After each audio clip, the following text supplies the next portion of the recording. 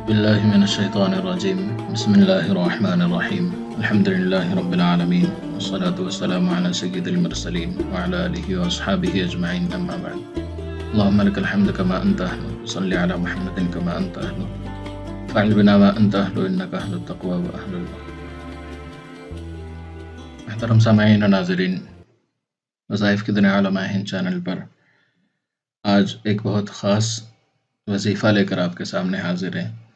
یہ وظیفہ رمضان المبارک کے کسی بھی جمعہ میں کیا جا سکتا ہے۔ رمضان المبارک کے کسی بھی جمعہ کا یہ خاص عمل صرف ایک دن کا ہے۔ اس کے لیے سب سے پہلے اپنی ان دعاؤں کو جو آپ کے لیے بہت ضروری ہے، آپ کی زندگی کے لیے بہت ضروری ہے، ان دعاؤں کو ایک صفحے میں ایک کاغذ پر لکھ لیں، پوری دعا کے انداز میں لکھ لیں اور پھر اس دعا کو محفوظ رکھیں۔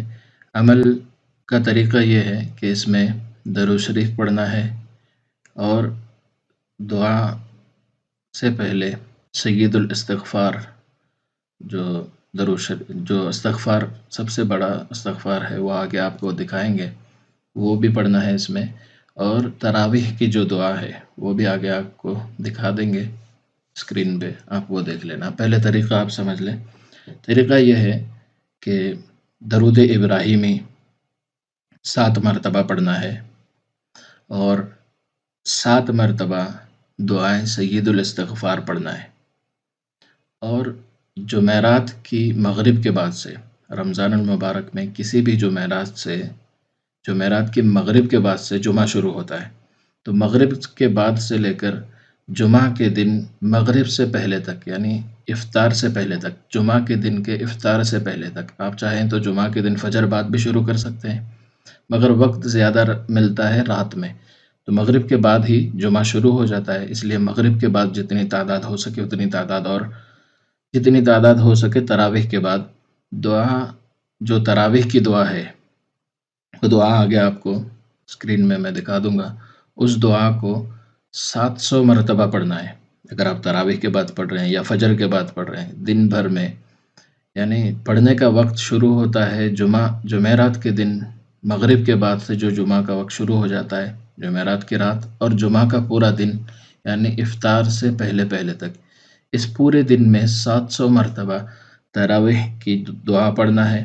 اس سے پہلے 7 مرتبہ درود شریف، 7 مرتبہ سید الاستغفار، اور جب 700 مرتبہ تراویح کی دعا پڑھ کے ہو جائے پھر آخر میں درود شریف 7 مرتبہ درود ابراہیمی پڑھنا ہے۔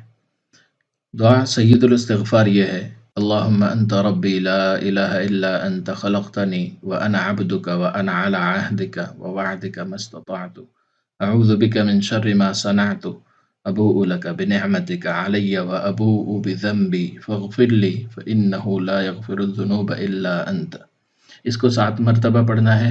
اس سے پہلے درود ابراہیمی 7 مرتبہ پڑھنا ہے، جو نماز کا درود شریف ہے، وہ 7 مرتبہ پڑھنا ہے۔ اس کے بعد 700 مرتبہ سبحان ذی الملک والملکوت، سبحان ذی العزت والعظمت والہیبت والقدرت والکبریاء والجبروت، سبحان الملک الحی الذی لا ینام ولا یموت سبوح قدوس ربنا ورب الملائکۃ والروح اللہم اجرنا من النار اللہم اجرنا من النار اللہم اجرنا من النار۔ یہ تراویح کی دعا ہے۔